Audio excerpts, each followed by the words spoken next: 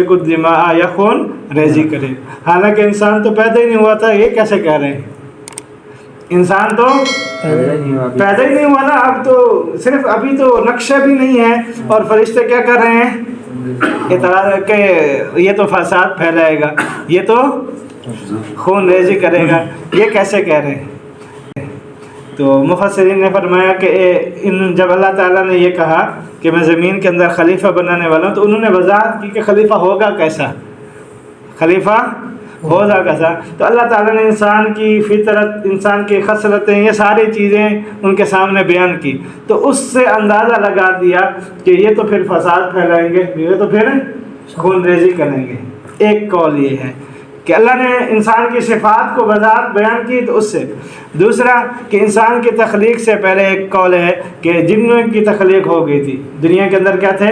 जिन मौजूद थे, तो उन्होंने जिन्नों को देखा कि ज़मीन के अंदर क्या कर रहे हैं? फसाद फैला रहे हैं।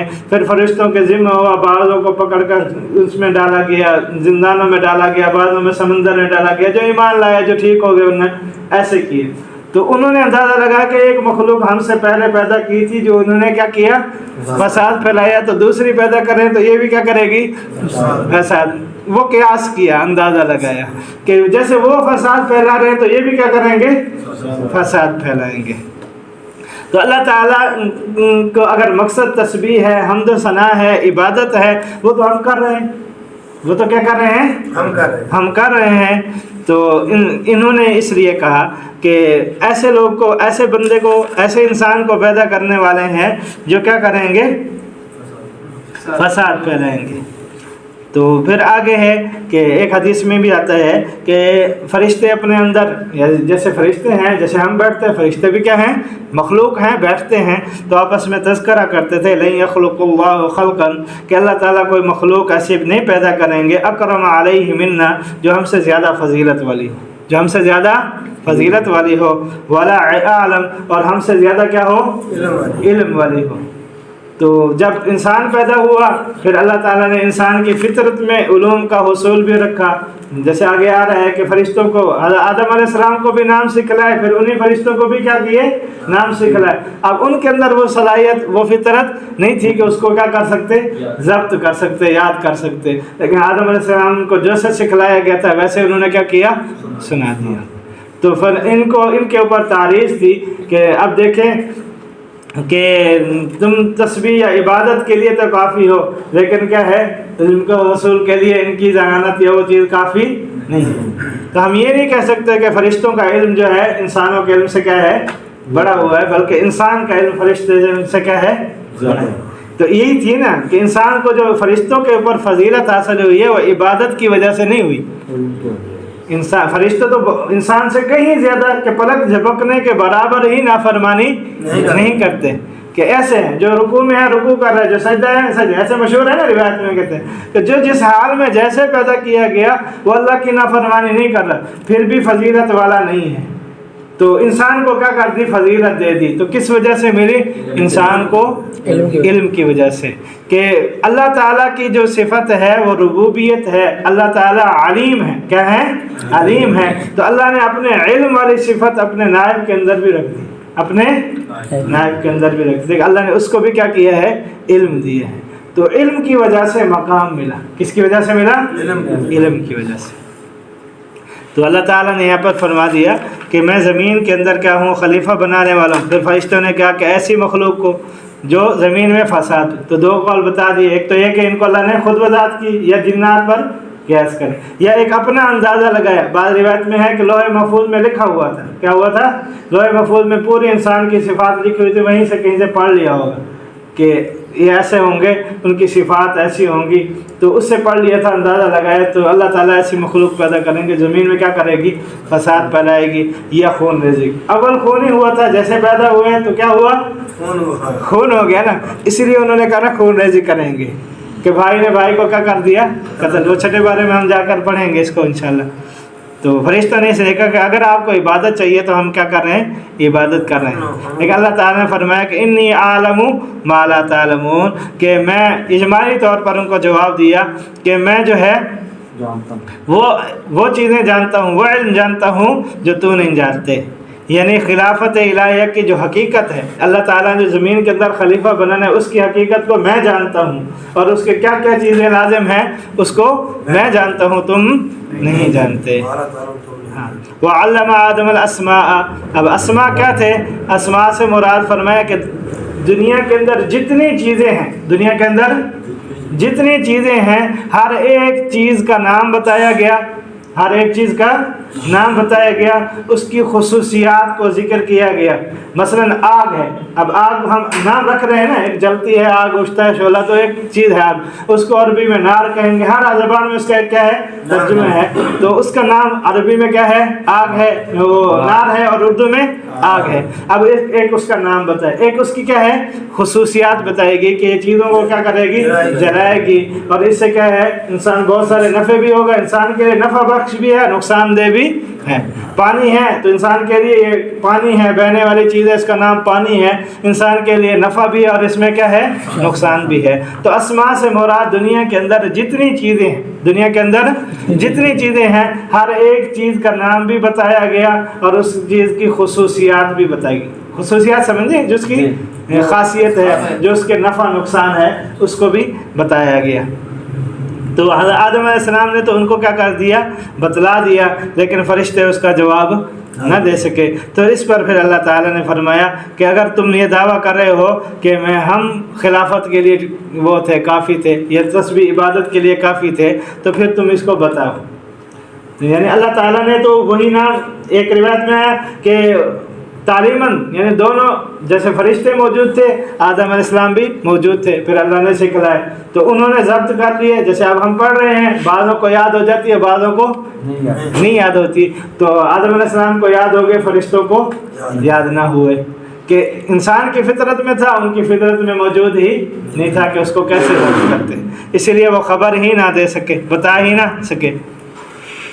تو اللہ تعالیٰ نے آگے فرمایا، قال، فرشتوں نے صرف یہی جواب دیا کہ ہمیں تو صرف وہی علم کا پتہ ہے جو آپ نے ہمیں سکھلا دیا، اس کے علاوہ تو ہمیں آتا ہی نہیں، حالانکہ سکھلایا تو ہے پھر بھی ضبط نہیں ہوا۔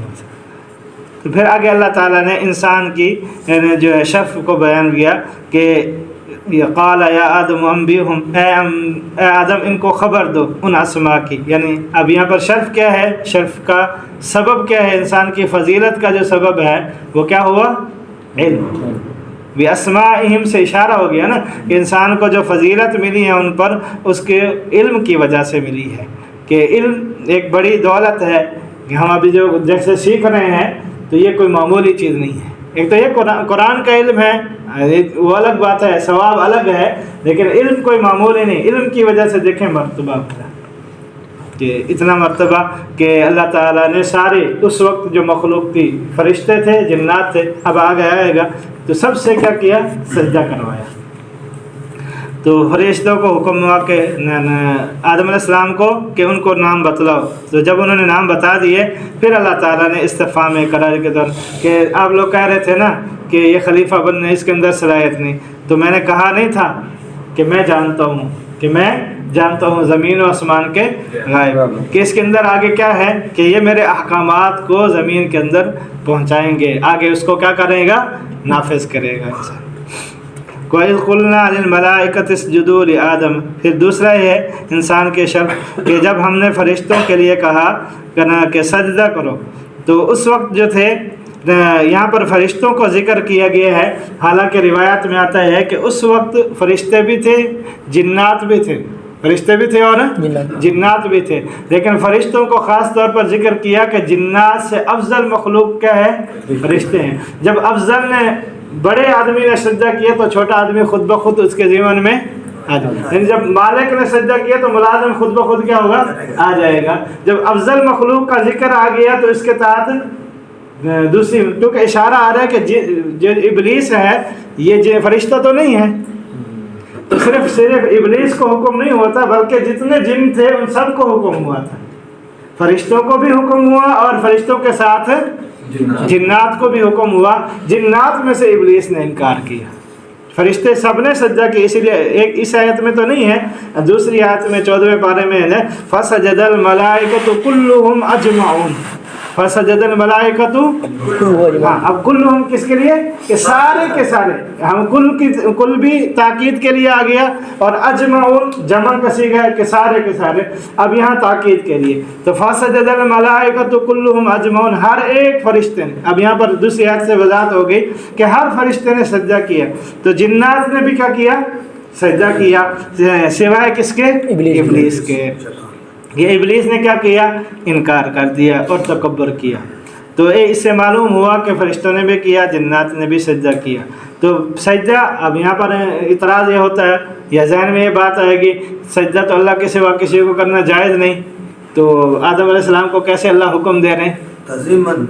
हाँ, तो यहाँ पर यह है कि पहली शरीयतों में, जैसे कुरान मजीद में दूसरी जगह भी है कि यूसुफ अलैहिस्सलाम को क्या किया उनके वालिदैन ने, मैंने ख्वाब देखा है, फिर कि 12 सितारे और सूरज चाँद मुझे क्या कर रहे हैं, सजदा कर रहे हैं। फिर आखिर में ताबीर भी हुई कि वालिदा और जो उनके भाई थे वो तख्त नशीन हुए, तो उन पर क्या हुआ, आगे उन्होंने सजदा भी किया था। तो ये पहली शरीयतों में एक तो है सजदा इबादत, सजदा इबादत। तो अल्लाह ताला, हालांकि हम यूँ कहें कि सजदा इबादत, उधर अल्लाह ताला शिर्क की इन चीज़ों को क्या कर रहे हैं, नफ़ी कर रहे हैं, मना कर रहे हैं, और उधर सजदा के हुक्म दे दे तो ये सजदा इबादत हुआ। तो इबादत में क्या हो गया, शिर्क हो जाएगा जब दूसरे आदमी। तो अल्लाह ताला जो है सजदा इबादत की नहीं, बल्कि यहाँ पर सजदे से मुराद सजदा ताज़ीम। सजदे की दो किस्म हो गई, एक सजदा इबादत और एक सजदा क्या हुआ, ताज़ीम का। तो पहली शरीयतों में सजदा ताज़ीम जायज़ था। सजदा ताज़ीम क्या था, जायज़ था। हज़रत यूसुफ अलैहिस्सलाम, हालांकि पिछले अंबिया अलैहिस्सलाम को भी उनके मखलूक क्या करते थे, उनके पैरोकार सजदा करते थे ताज़ीमन। सजदे का माना एक ये होता है कि सजदे में जैसे हम पेशानी को झुका देना, ये भी है, और बाज़ तफसीर में सजदे का माना होता है झुकना, इन्हा, कि इन्हा का माना होता है झुक जाना, कि जैसे हमारे सिंध में चले जाए ना तो यूँ करके खड़े हो जाते हैं और डेरे के सामने बिल्कुल ही वो झुक जाते हैं, या बाद लोग झुक के यूँ मिलते हैं। तो इसको भी क्या है, सजदे से ताबीर किया गया है कि झुक के मिलना, ताज़ीम करना। ये जो झुकते हैं क्या करते हैं, ताज़ीम होती है ना, कि बड़े के सामने आते हैं या हाथ मिलाते हुए बिल्कुल झुक जाते हैं। तो ये वैसे शरन मना है, वो अलग बात है कि झुक के नहीं मिलना, सीधा होकर मिलना है। लेकिन अंदरून सिंध में या सराकी तबकों में देखें, वो बिल्कुल क्या करते हैं, हाथ मिला के बिल्कुल झुक के मिलते हैं, ये ठीक नहीं है। तो इससे मुराद क्या है, बाद ने कहा कि यहाँ पर झुकना है, सजदा नहीं। तो बाद ने कहा कि नहीं, इससे मुराद ये है सजदा ताज़ीमी है, बिल्कुल सजदा ही करते थे, लेकिन ये सजदा ताज़ीमी था कि ताज़ीमन सजदा करते थे, सजदा इबादत नहीं। सजदा इबादत अल्लाह के अलावा।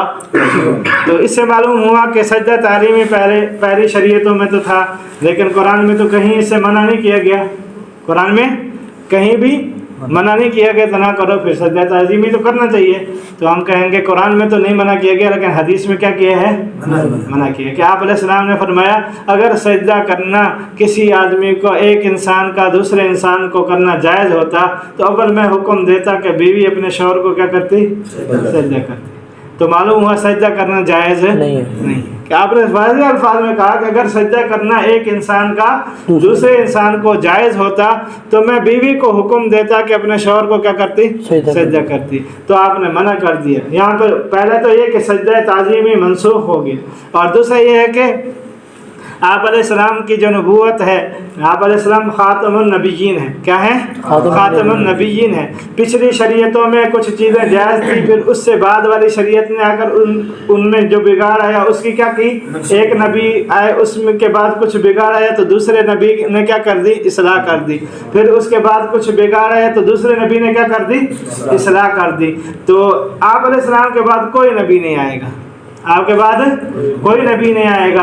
इसीलिए हर ऐसी चीज़ से मना कर दिया गया जिसमें वहम होता, हर ऐसे सुराख को बंद कर दिया गया कि जहाँ से वहम हो सकता था कि थोड़ा सा ही ढील दी जाए तो वो उसको क्या कर लेते, शिर्क की तरफ चले जाते।